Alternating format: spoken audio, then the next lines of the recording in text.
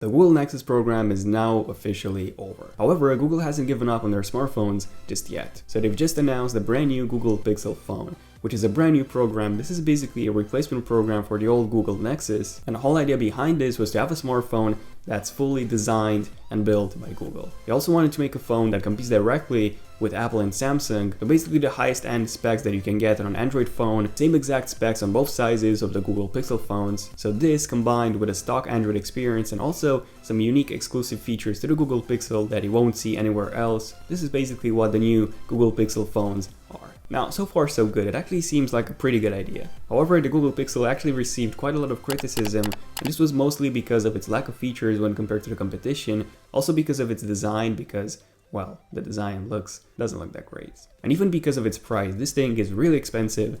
It's much more expensive than the Nexus 5X and the Nexus 6P, which I'll get to in a second. So hey everyone, and welcome to the Zone of Tech. I'm Daniel, and here are not 5, not 10, not 15, but actually 20 things you definitely need to know when it comes to the new Google Pixel smartphone. Enjoy.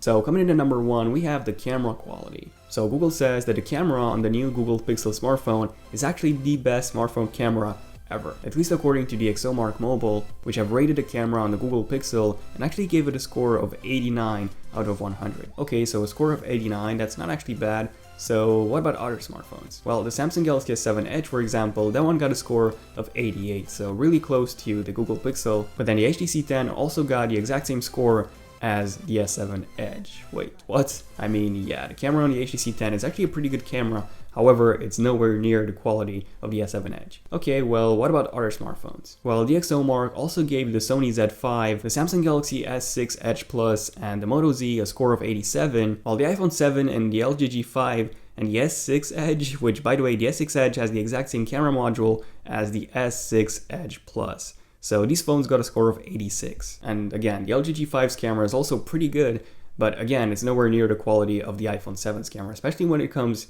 to the telephoto lens, because the G5 also comes with a wide-angle lens and a telephoto lens, just like the iPhone 7 Plus. So judging by this, and especially the fact that they gave the S6 Edge and the S6 Edge Plus different scores even though they have the exact same camera module, well, DxOMark doesn't seem that credible in the end. Now, going back to Google, they've actually made quite a few statements when it comes to the low-light photography on the Google Pixel. Google says that this is the best smartphone camera on the market right now, especially in low light. They managed to achieve this by increasing the pixel size, the aperture, and also the sensor size. So all of this means that the Google Pixel is amazing in low light, and from what we've seen from all the press images, it actually looks really good in low light. So the Google Pixel now comes with a 12.3 megapixel sensor, 1/2.3 inches in size, an f2.0 aperture, and 1.55 micron size pixels, which are pretty good specs for the camera. Okay, so how do these specs, for example, compare with last year's Nexus 6P? Well, the Nexus 6P came with a 12.3 megapixel sensor, so the same, which was 1/2.3 inches in size, so actually the same.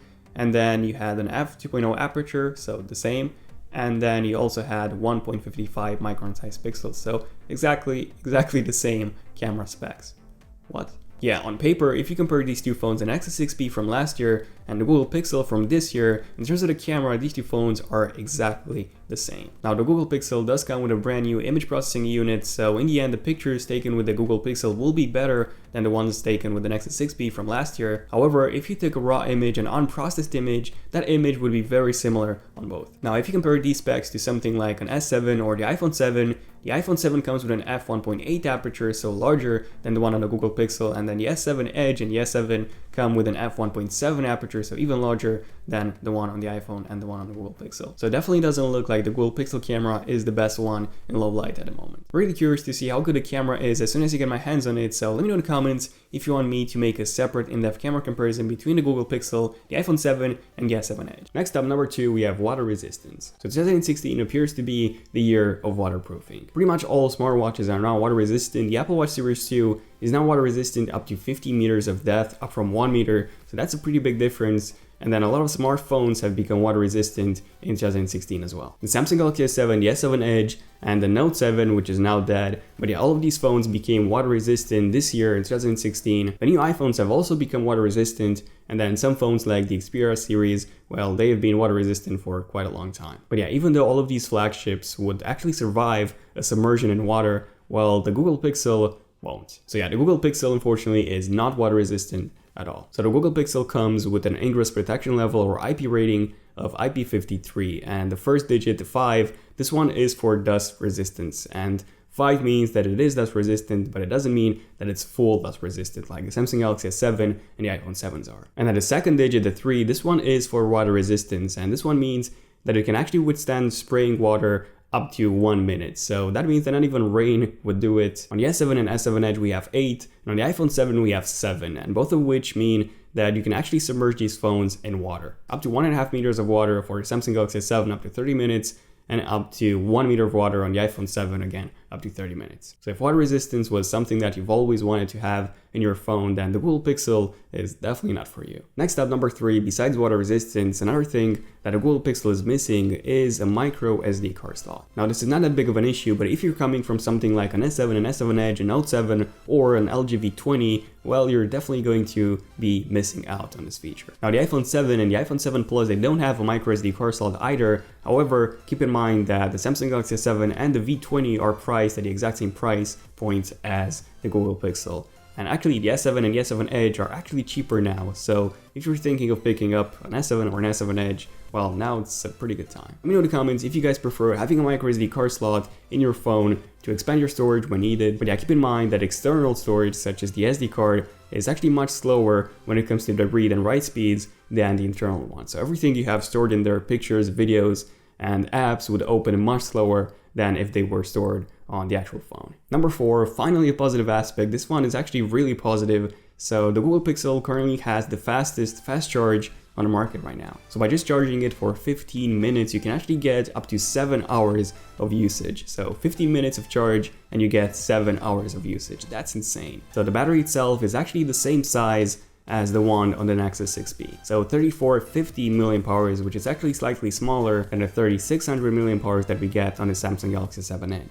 However, considering the fact that you can actually charge this thing for just 15 minutes and get up to 7 hours of usage, well, this seems to be overall the smartphone with the best battery life out there. Next up, number 5, also speaking of charging, I'm not sure how many of you know this, but the Google Pixel doesn't have wireless charging at all. And interesting enough, last year with the Google Nexus 5X and the Nexus 6P, we actually did have wireless charging. So Google actually removed wireless charging from the Google Pixel this year. So this is a pretty big letdown from Google, especially for people like myself who bought a few key chargers last year, and these are going to be pretty much useless with the Google Pixels. Number 6, also speaking of things that have been removed from the Google Pixel, well, apart from wireless charging, we no longer have dual speakers anymore. This was an iconic feature of the Nexus 6P, and those dual speakers were actually pretty good. But yeah, unfortunately, no more dual speakers on the Google Pixel this year. Number 7, the Google Pixel also lacks optical image stabilization. Now this was missing from the Nexus 6P, so this wasn't a feature that was later on removed. On the Nexus 6P, Google actually took the data from the accelerometer and the gyroscope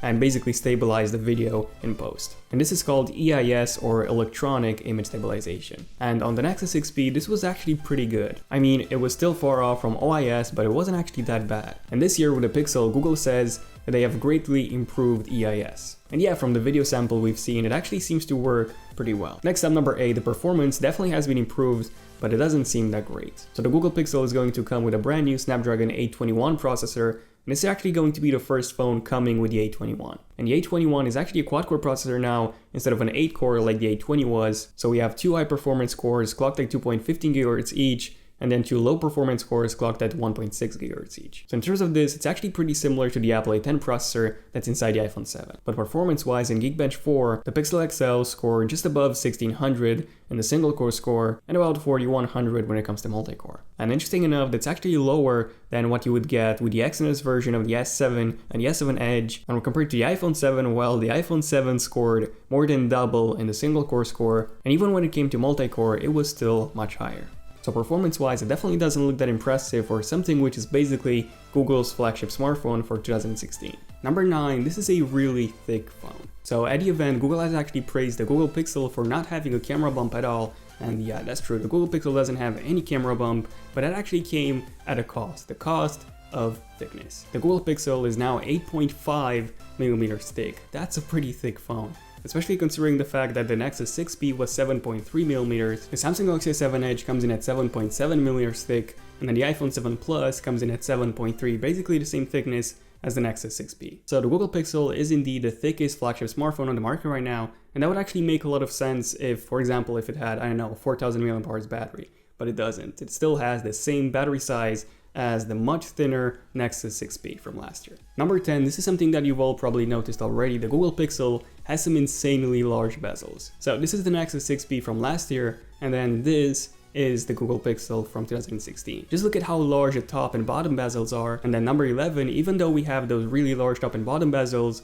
well, we have no capacitive buttons on the bottom. So no capacitive buttons, no home button, and no dual speakers. On the outside at least, this is essentially just some unused space. And since we have no capacitive buttons on the bottom, well, this only means that the display is actually smaller than before just because of this, because on the display you'll now have on-screen buttons which will take more space. So basically the entire bottom bezel is this thick. What do you think of this? Let me know in the comment section down below if, for example, this would be a problem for you. Number 12, I'm not exactly sure how many of you have noticed this, but on the Google Pixel XL, so on the larger model, the display size is actually smaller than on last year's Nexus 6P. So it's 5.5 inches now versus 5.7 that we had with the Nexus 6P. The display resolution has remained the same at Quad HD, so this basically means that we do get a slightly higher PPI on the Google Pixel XL than on the Nexus 6P, so 534 versus 518 that we had on the Nexus 6P. And because of those really large bezels, the Google Pixel XL has almost the same overall size as the Nexus 6P from last year, even though it comes with a 5.5 rather than a 5.7 inch display. Next up, I mentioned before that there's no home button on the Google Pixel, so you're probably wondering, where is that fingerprint reader? Well, it's actually on the back, so this is not the first phone to have a fingerprint reader on the back. There's quite a few out there, and I'm personally not a big fan of having a fingerprint reader on the back. And that's because there's no way to unlock the phone while it's resting on the table. You have to raise it and then put your finger on the back to unlock it, so that's quite annoying. Google should have either put the home button on the front and a home button, because there's quite a lot of space on the front, or on the side. So Sony have done this before. On the Sony Xperia Z5 and Z5 Compact, you actually have a fingerprint reader built right into the power button. So yeah, Google should have definitely done this instead. A fingerprint reader on the power button, and then smaller bezels as well. But yeah, let me know in the comments, what do you think about having a fingerprint reader on the back? Would this bother you? Would this be an issue for you? Number 14, the brand new Google Assistant is actually going to be an exclusive feature to the Google Pixel. So you actually believe this to be a brand new feature of Android N coming to all devices that are going to support Android N, because this was essentially going to be the replacement for Google Now on Tap, but apparently it's not. It's only going to be exclusive to the Google Pixel. So this means that not even the Nexuses from last year, the Nexus 5X and 6P, not even they will be getting a Google Assistant. So if you really like that new Google Assistant, well, you'll need a Google Pixel phone. Number 15, one of the key selling points of the Google Pixel, and this is mentioned on their website, and they actually mentioned this at the event as well, is the fact that you get unlimited storage for photos and videos if you get a Google Pixel phone. Unlimited cloud storage, that is, in Google Photos. But I'm not exactly sure how many of you know this, but with Google Photos on both iOS and Android, you can already do that. So you already have unlimited storage for photos and videos. However, it's free, but you're limited to 8 megapixels for photos and 1080p for videos in size. If you want to store them in full resolution, you can still do that, but you'll have to use your Google Drive storage. So in my case, I have about 300 gigabytes of storage, so I have plenty of space to store my full resolution photos. And you might even have, I don't know, maybe even more than that. So if you use Google Drive a lot, if you have like a terabyte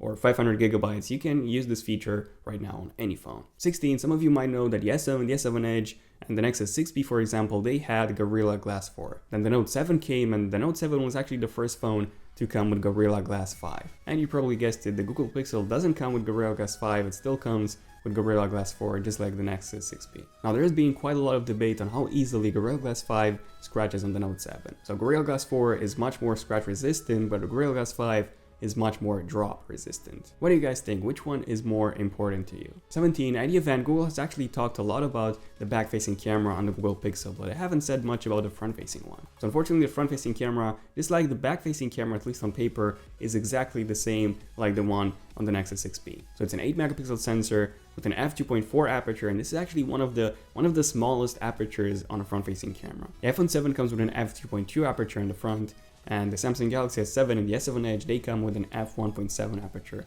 on the front. So that's a pretty big difference between the iPhone 7 and the S7, and between both of them and the Google Pixel. 18, Google has confirmed that the Google Pixel will be getting even more exclusive updates in the future. So the Google Assistant was not the first exclusive feature to the Google Pixel, and this means that the Nexus phones, well, if you have a Nexus phone right now, you won't be getting updates first, by the way, because the Google Pixel will be getting them first. You'll probably have to wait about a month or probably even more for the Nexus phones, and then for other phones like Samsung phones, HTC phones, Huawei phones, and so on, you'll have to wait even more. So yeah, if you care about exclusive features and also getting updates on day one, then the Google Pixel is a pretty good option. Number 19, and this honestly should have been the first one, so the design. So yeah, you've probably noticed that the design on the Google Pixel, the design doesn't look that impressive. So the back, first of all, the back looks just, it looks weird. It looks as if, I don't know, multiple phones from different manufacturers were just stitched together, and the front looks exactly like an iPhone, just with no home button. That's actually the only difference on the front, iPhone 7 Plus and Google Pixel XL. But yeah, what do you guys think about the design? Is it a reason, is it actually the main reason why you're not getting a Google Pixel? That's in case you're not getting one. And finally, number 20, this is actually the biggest thing you definitely need to know. So I'm not sure how many of you have noticed this, but yeah, the Google Pixel is crazy expensive. So in the UK, the 128GB Google Pixel XL is actually priced at £820. That's actually the same price as the iPhone 7 Plus, 128GB. And same goes for the US, exactly the same retail prices as the iPhones. And the entire idea behind the old, now dead Nexus program was this, to basically have an inexpensive phone with some actually pretty good specs, and also the latest version of Android updated on day one directly from Google. And yeah, the Nexus phones were definitely the best option in case you wanted a pure stock Android experience. But that doesn't seem to be the case anymore with the Google Pixel phones. Now the S7 Edge, for example, is actually cheaper than the Google Pixel now, especially if you buy it from your carrier and not a Samsung store. So in the end, the S7 Edge is definitely a much better option than the Google Pixel. You get a much better design. I mean, this is, at least in my opinion, the best designed phone ever. You also get a slightly more powerful phone, you also get a water resistance, you also get a MicroSD card, actually a free VR headset with some promotions in some countries, a Gear VR, possibly even some better cameras, and the list just goes on. But what do you guys think about the new Google Pixel phones? Are you getting one? If so, which model? Let me know in the comments, and also why are you getting one over something like an S7, an S7 Edge, or an iPhone 7 or an iPhone 7 Plus? I'll be getting my Google Pixel in just a few days, so if you want to see more coverage of the Google Pixel, then definitely feel free to subscribe by just clicking on my face to subscribe. Yeah, this is the new way you can subscribe now. If you have enjoyed this video, feel free to give it a like to let me know. It took quite a while to make, so every feedback is really appreciated. And also, if you are epic enough to make it to this point of the video, to the end of this video, let me know in the comments by saying I was epic enough to make it to the end of the video. Don't forget to enable notifications on my channel on both desktop and mobile by simply clicking on that bell icon next to my channel so that you're notified whenever I upload a brand new epic video. But yeah, this was pretty much it for this video. I'm Daniel, and I'll see you guys in my next one. Son of Tech, signing out. Cheers.